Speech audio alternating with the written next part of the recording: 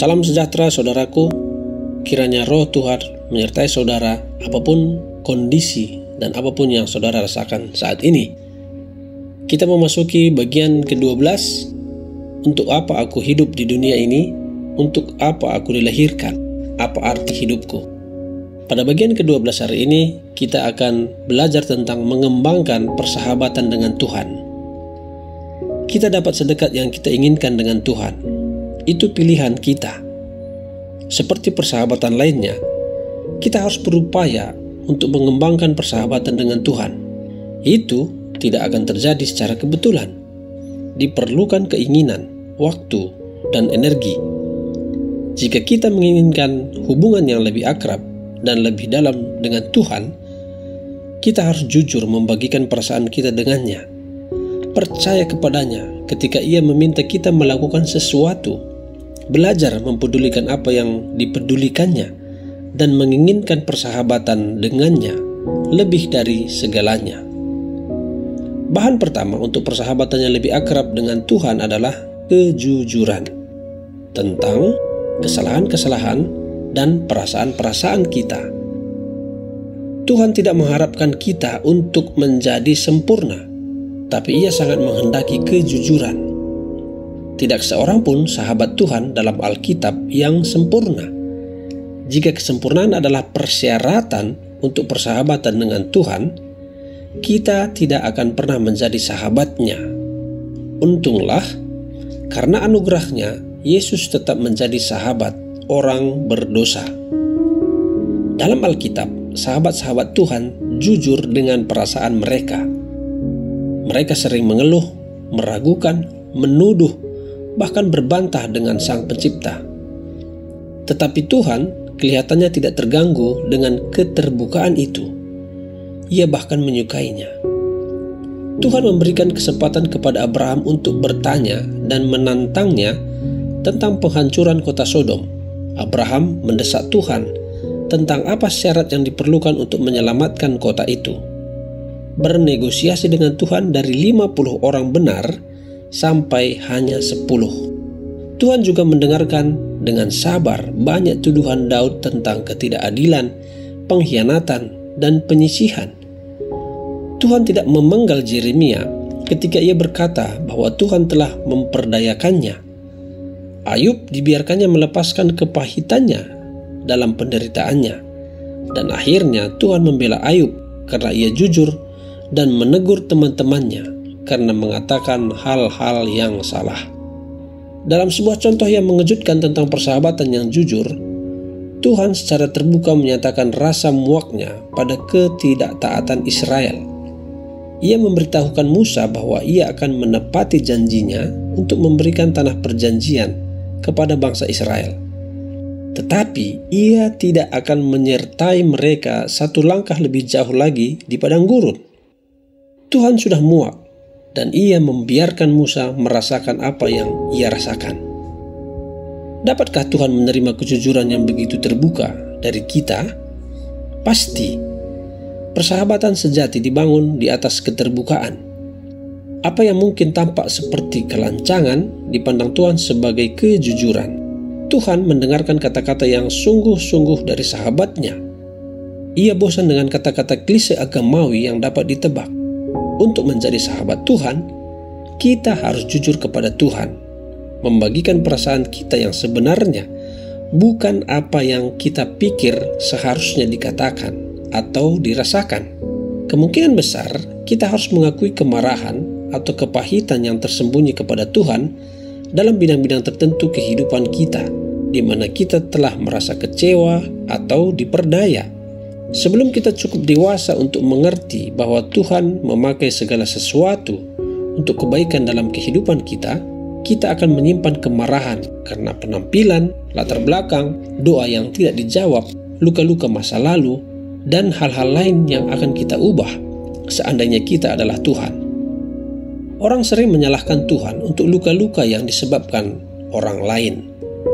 Ini menimbulkan apa yang disebut William Beckes sebagai keretakan tersembunyi dengan Tuhan. Kepahitan adalah penghalang terbesar bagi persahabatan dengan Tuhan. Mengapa aku mau menjadi sahabat Tuhan? kalau ia membiarkanku mengalami ini? Jawabannya tentu saja adalah menyadari bahwa Tuhan selalu bertindak untuk kebaikan kita, walaupun itu menyakitkan dan kita tidak memahaminya.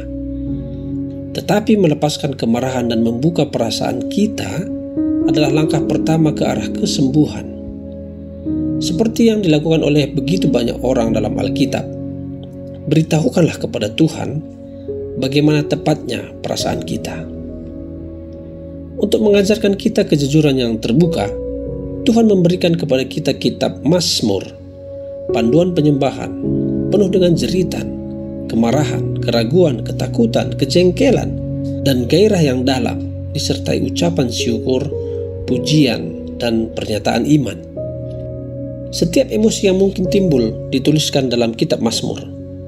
Jika kita membaca pengakuan emosional Daud dan orang lain, sadarilah bahwa seperti itulah yang Tuhan inginkan dari kita dalam penyembahan kepadanya. Tidak ada perasaan yang disembunyikan. Kita dapat berdoa seperti Daud. Aku mencurahkan keluhanku ke hadapannya. Kesesakanku kuberitahukan ke hadapannya ketika semangatku lemah lesu di dalam diriku. Saudara, memang sangat melegakan ketika kita mengetahui bahwa semua sahabat karib Tuhan seperti Musa, Daud, Abraham, Ayub, dan yang lainnya pernah mengalami serangan kebimbangan. Mereka tidak menutupi perasaan mereka dengan kata-kata klise yang agamawi, tetapi justru menyuarakan perasaan mereka secara terbuka di depan umum. Menyatakan keraguan kadang-kadang adalah langkah pertama menuju tingkat keakraban yang lebih tinggi lagi dengan Tuhan. Setiap kali kita percaya akan hikmat Tuhan dan melakukan apapun yang Ia katakan, walaupun kita tidak memahaminya, itu akan memperdalam persahabatan kita dengan Tuhan. Biasanya kita tidak menganggap bahwa ketaatan adalah karakteristik persahabatan. Itu hanya berlaku untuk hubungan dengan orang tua atau majikan atau atasan, bukan dengan seorang teman. Tetapi Yesus dengan jelas menunjukkan bahwa ketaatan adalah syarat bagi keakraban dengan Tuhan.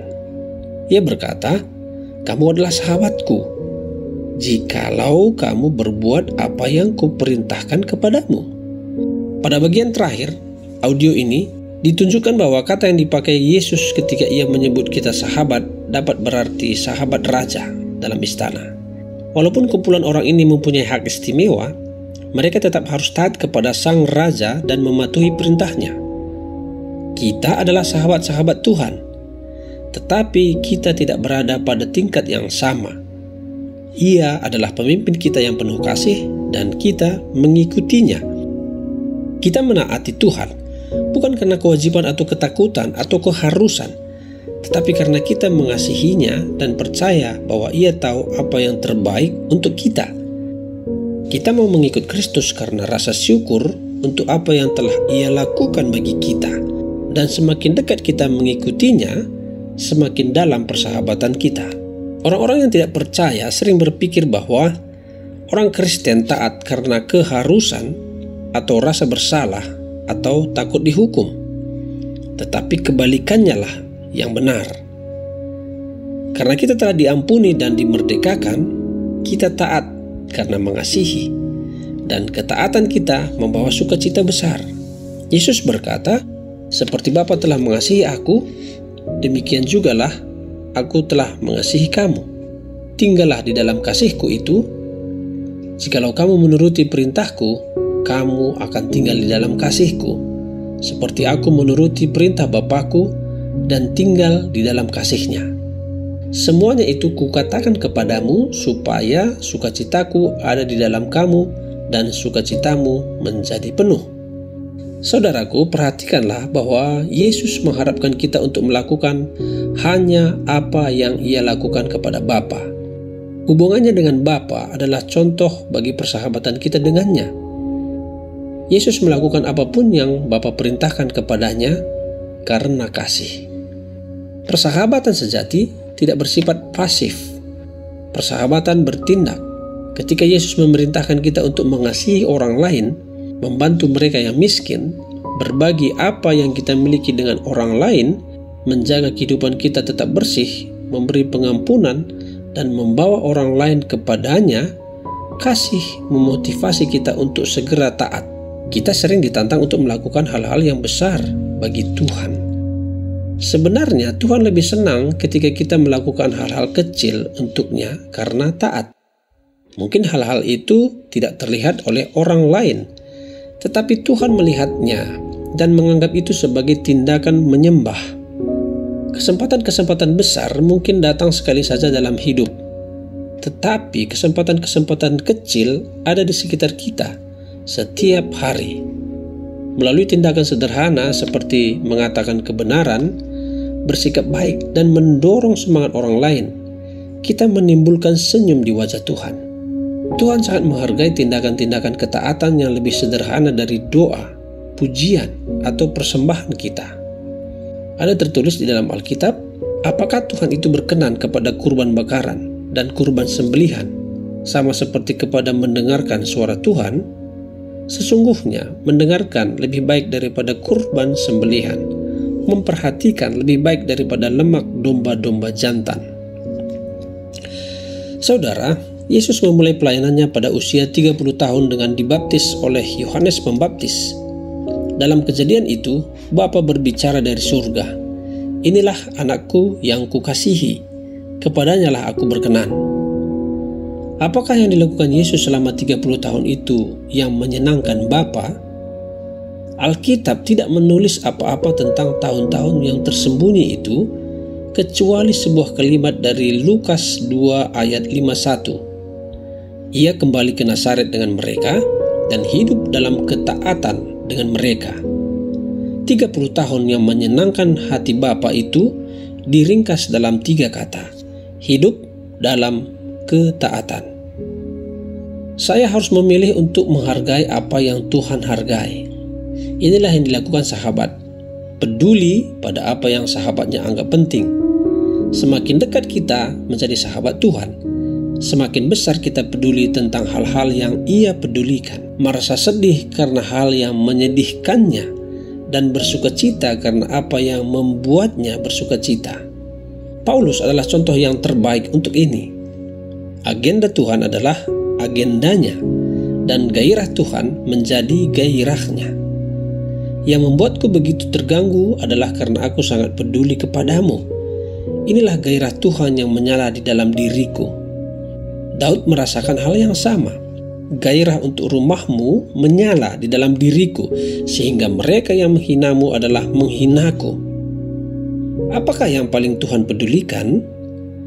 Penebusan umatnya. Ia ingin agar semua anaknya yang hilang ditemukan. Itulah satu-satunya alasan yang membuat Yesus datang ke dunia ini. Hal yang paling berharga bagi Bapa adalah kematian anaknya. Hal kedua yang berharga adalah ketika anak-anaknya membagikan berita itu kepada orang lain. Untuk menjadi sahabat Tuhan, kita harus mempedulikan semua orang di sekitar kita yang Tuhan pedulikan. Sahabat-sahabat Tuhan memberitahukan teman-teman mereka tentang Tuhan. Saya harus menginginkan persahabatan dengan Tuhan lebih dari apapun yang lain. Kitab Mazmur dipenuhi dengan contoh-contoh keinginan ini. Daud dengan bergairah ingin mengenal Tuhan lebih dari segalanya. Ia memakai kata-kata seperti merindukan, menginginkan, haus, lapar. Daud mendambakan Tuhan. Ia berkata, "Satu hal telah kuminta kepada Tuhan, itulah yang kuingini, diam di rumah Tuhan seumur hidupku, menyaksikan kemurahan Tuhan dan menikmati bait-Nya." Dalam Mazmur yang lain ia berkata, "Kasih-Mu lebih berarti daripada hidup bagiku." Saudara, gairah Yakub untuk berkat Tuhan dalam hidupnya begitu besar, sehingga ia bergumul dalam debu semalaman dengan Tuhan dan berkata, "Aku tidak akan membiarkan engkau pergi kecuali engkau memberkatiku." Bagian yang luar biasa dari kisah itu adalah bahwa Tuhan yang begitu penuh kuasa membiarkan Yakub menang. Tuhan tidak marah jika kita bergumul dengannya, karena pergumulan memerlukan kontak pribadi dan membawa kita dekat dengannya. Itu juga adalah kegiatan yang bergairah, dan Tuhan suka jika kita bergairah karena Dia. Paulus adalah orang lain yang bergairah karena bersahabat dengan Tuhan. Tidak ada hal yang lebih penting, itu adalah prioritas utamanya, fokus total, dan tujuan utama dalam hidupnya. Itulah sebabnya Tuhan memakai Paulus dengan luar biasa.